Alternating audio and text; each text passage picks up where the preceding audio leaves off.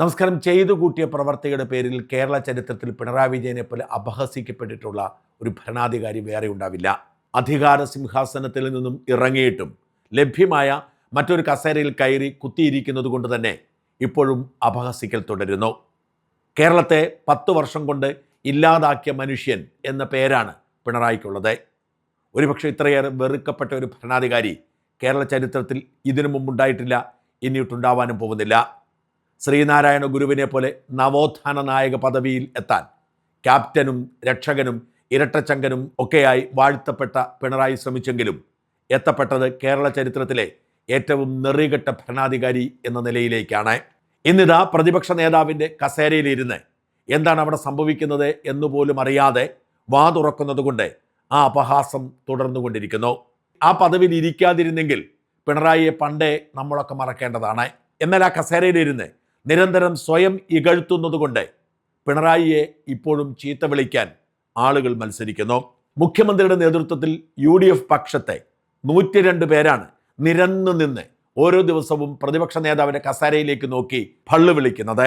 പിണറായി വിജയന്റെ രക്ഷാപ്രവർത്തനത്തിന് ഇരയായി പരിക്കേറ്റ ആശുപത്രിയിലായ ആലപ്പുഴക്കാരൻ തോമസ് പോലും പിണറായിയെ കാണുമ്പോൾ ഒന്ന് ആക്കിച്ചിരിക്കുന്നത് നമ്മൾ കാണാറുണ്ട്. പിണറായിക്ക് വേണ്ടി ശബ്ദിക്കാൻ പിന്നരയിലിരിക്കുന്ന ഒരു പ്രതിപക്ഷ MLAയും മുതിരുന്നില്ല.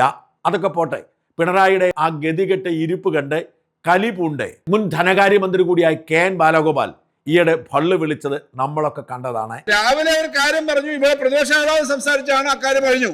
പക്ഷെ ഇതില്ലാത്ത കാര്യം എന്നെ പറ്റി ഒരു നേതാവ് പറഞ്ഞു എവിടോ എന്ന് പറഞ്ഞിട്ടാ. അങ്ങനെയൊന്നും പറഞ്ഞിട്ട് പോകുന്നത് ശരിയല്ല. ഈ സഭയുടെ സമയം അതിനുപയോഗിക്കുന്നില്ല. അങ്ങനെയാണെങ്കിൽ നിരന്തരമായി ഗവൺമെന്റ് വന്നതിന് ശേഷം ഇതാണ് നിരന്തരമായ രീതിയാണ് സാറേ. എല്ലാവരും പറഞ്ഞതാണ്. എന്താ ഇങ്ങനെ കേട്ടോണ്ടിരിക്കുന്നത്? ഇങ്ങനെ ഇവര് പറയുന്നത് കേട്ടോണ്ടിരിക്കേണ്ടത് അവരുടെ രാഷ്ട്രീയ പ്രചരണത്തിന് ഉപയോഗിക്കുന്നത് കേട്ടോണ്ടിരിക്കണം. രണ്ടാം പിണറായി ഭരണമായിരുന്നു സമ്പൂർണ്ണ പരാജയം.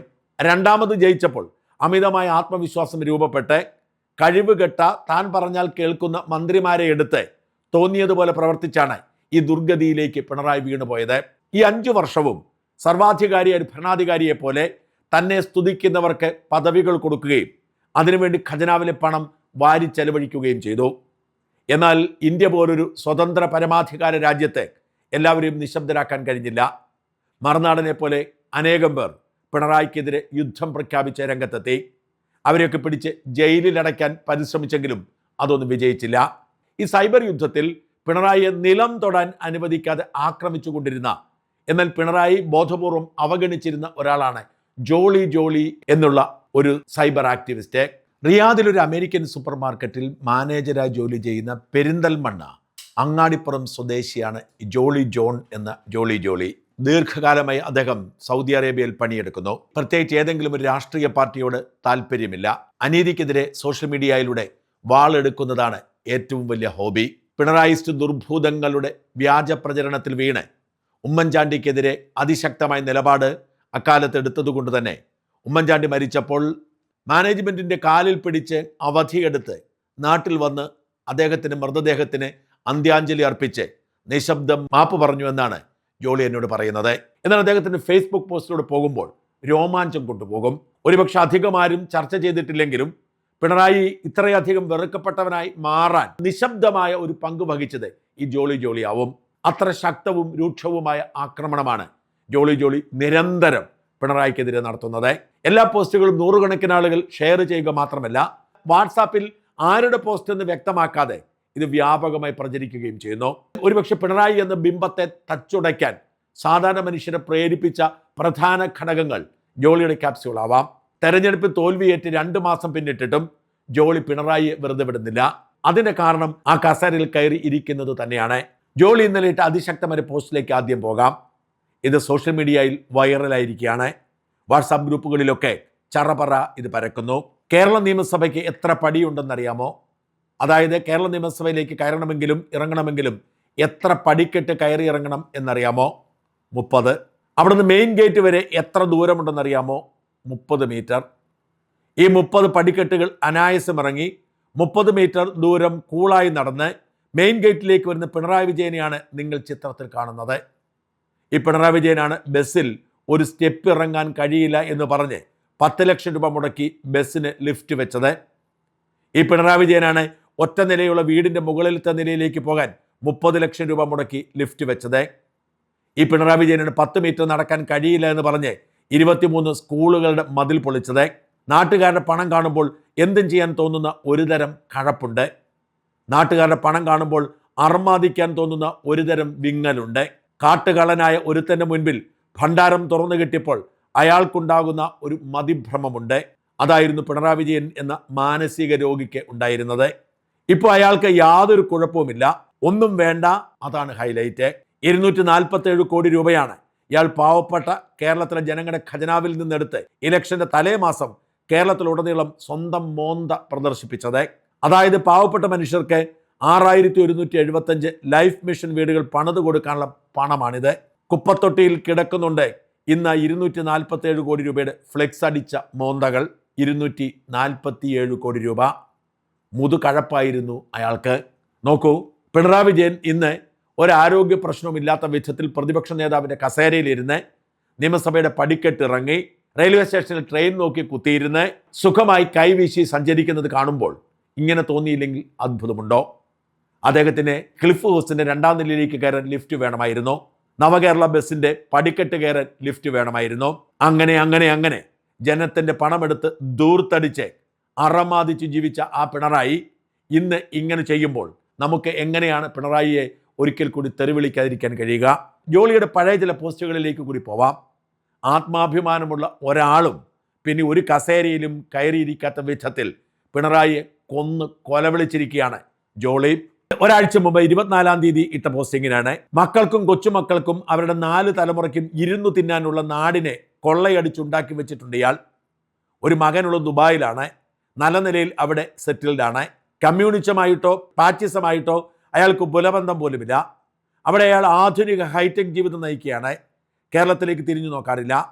ഒരു മകളുള്ളത് പാർട്ടി മെമ്പർ പോലുമല്ല. പക്ഷെ അച്ഛൻ്റെ പേരിൽ മാസപ്പടി കൃത്യമായി മേടിച്ചിട്ടുണ്ട് എന്നാണ് കണക്കുകൾ പറയുന്നത്. അകത്ത് പോയില്ലെങ്കിൽ മകളും രാജ്യം വിടും. 82 വയസ്സായി കാർന്നോർക്ക്. എന്ത് അഴിമതി കേസ് വന്നാലും കാർന്നോർക്ക് പേടിക്കാനില്ല. നമ്മുടെ നിയമവ്യവസ്ഥ അനുസരിച്ച് കീഴ്ക്കോടതിയിൽ നിന്നും ഒരു കേസ് മേൽക്കോടതിയിലെത്തി വിചാരണ തുടങ്ങാൻ 150 വർഷം എടുക്കും. അപ്പോഴേക്കും നമ്മൾ പോലും ഈ ഭൂമിയിൽ ഉണ്ടാകില്ല. അതാണ് കാർന്നോരുടെ ധൈര്യം. ആരാൻ്റെ മക്കളെ തെരുവിലിറക്കി തല്ലുകൊള്ളിക്കലും പോലീസ് കേസിൽ കുരുക്കിയിടലുമാണ് ഇപ്പോൾ കാർന്നോരുടെ ഹോബി. കൂലിപ്പണിക്കാരൻ്റെയും കൽപ്പണിക്കാരൻ്റെയും വാർക്കപ്പണിക്കാരൻ്റെയും മക്കളാണ് ഇയാളുടെ ഇര. കാശുള്ളവരുടെ മക്കളൊന്നും തെരുവിൽ പോലീസിന് തല്ലുകൊള്ളാൻ നിൽക്കില്ല. മാതാപിതാക്കൾ വിടുകയുമില്ല. ജാമ്യമെടുക്കാൻ കരമടച്ചൊരു രസീത് പോലും എടുക്കാനില്ലാത്തവൻ്റെ മക്കളെയാണ് ഇയാൾ ചൂണ്ടയിടുന്നത്. ഭൂലോക ഫ്രോഡും യാതൊരു വിശ്വാസ്യതയും ഇല്ലാത്ത ഈ മനുഷ്യന് വേണ്ടി എന്തിനാണ് തെരുവിൽ സമരം ചെയ്യാൻ പോയത് എന്ന് മാതാപിതാക്കളായി നിങ്ങൾ മക്കളോട് ചോദിക്കണം. മേലിൽ പോകരുത് എന്ന് പറയണം. ചെറിയ കുട്ടികളാണ്, ചെറുപ്പക്കാരാണ്, അവരെ തല്ലുകൊള്ളിക്കരുത്, അവരെ പോലീസ് കേസിൽ പെടുത്തരുത്. പാവപ്പെട്ട വീട്ടിലെ പിള്ളേരാണ്, അവരുടെ ഭാവി നശിപ്പിക്കരുത് എന്നിങ്ങനെയുള്ള ചിന്തയൊന്നും ഈ മനുഷ്യനില്ല. ഒരു പ്രത്യേകതരം മാനസിക രോഗമാണ്. ഹാ ഹാ ഹാ എന്ന ഒരുമാതിരി ഫ്രോഡ് ചിരി കേട്ടിട്ടില്ലേ? സൂക്ഷിച്ചാൽ അവസാന കാലത്ത് ഒരു തുള്ളി വെള്ളം തരാൻ മക്കൾ കൂടി ഉണ്ടാകും. ഇതിൽ കൂടുതലൊന്നും മാതാപിതാക്കളോട് പറഞ്ഞു തരാൻ എനിക്കറിയില്ല. ED ഉദ്യോഗസ്ഥരെ തല്ലിയ സമയത്തായിരുന്നു ഇങ്ങനൊരു പോസ്റ്റ് ഇട്ടത്.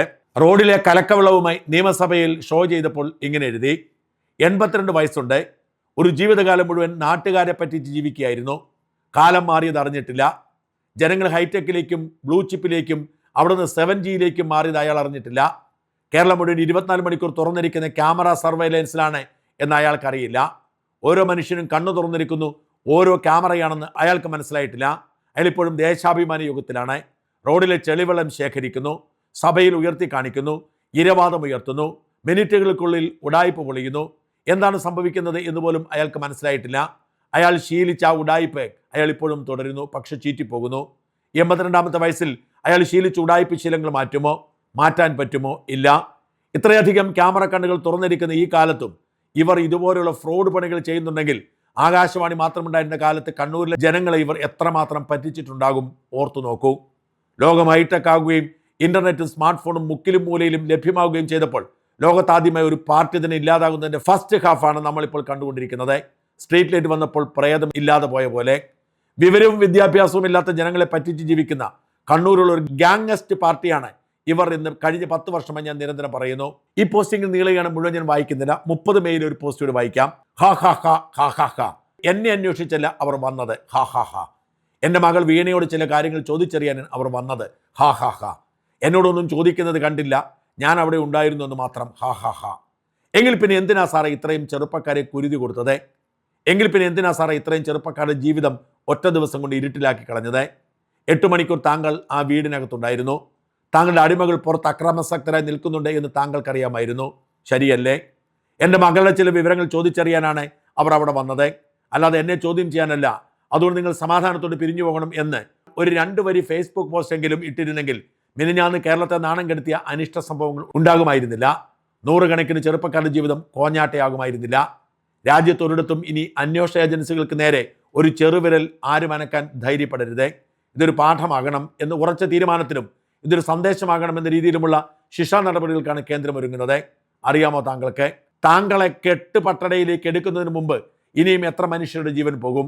ഇനിയും എത്ര ചെറുപ്പക്കാരുടെ ജീവിതം കോഞ്ഞാട്ടയായി തീരും? ഇത്രയും പ്രായമായിട്ടും അതിന് യാതൊരു പക്വതയും കാണിക്കാത്ത കേരളം കണ്ട ഏറ്റവും മോശപ്പെട്ട മനുഷ്യനാണ് താങ്കൾ. താങ്കളുടെ ഒരു രാഷ്ട്രീയ പാർട്ടിയല്ല, താങ്കളുടെ കീഴിൽ പ്രവർത്തിക്കുന്ന ഒരു ഗുണ്ടാ സംഘമാണ്, പറയാതെ വയ്യ. എന്നിട്ട് താങ്കൾ 10 ഗുണ്ടകളെ ഇറക്കി ED ആക്രമിച്ചപ്പോൾ ED പേടിച്ചു പോയോ? അന്വേഷണം നിർത്തി അവർ ദില്ലിക്ക് ജീവനും കൊണ്ട് ഓടിയോ? കഷ്ടം. 300 ചെറുപ്പക്കാരെയാണ് അവർ പൊക്കാൻ പോകുന്നത്. സതീശൻ പൊക്കിയില്ലെങ്കിൽ അമിത്ഷാജി വന്ന് പൊക്കും. അറിയാമോ താങ്കൾക്ക്? കാത്തിരുന്ന് കണ്ടു. കുറേ ചെറുപ്പക്കാരുടെ ജീവിതം ഒറ്റ ദിവസം കൊണ്ട് ഇയാൾ കോഞ്ഞാട്ടയാക്കി. എന്നിട്ട് ഇയാൾ ചിരിക്കുകയാണ്, ഒരുമാതിരി വൃത്തികെട്ട ചിരി. ഇത്തരത്തിൽ കഴിഞ്ഞ 5 വർഷമായി ജോളി നിരന്തരമായി പിണറായിക്കെതിരെ ആഞ്ഞടിച്ചുകൊണ്ടിരിക്കുകയായിരുന്നു. പിണറായിയുടെ മഹാവീഴ്ചയെക്കുറിച്ച് ജോളി എന്ന ആവേശത്തോടുകൂടി എഴുതിയ കുറിപ്പുകൾ ആയിരക്കണക്കിന് മനുഷ്യരാണ് ഷെയർ ചെയ്തത്. അത്ര വാശിയോടെയായിരുന്നു ജോളി എന്ന ആ ഒരു ചെറുപ്പക്കാരൻ ആരുടെയും പിൻബലമില്ലാതെ സോഷ്യൽ മീഡിയയിലൂടെ പിണറായിക്കെതിരെ ആഞ്ഞടിച്ചത്.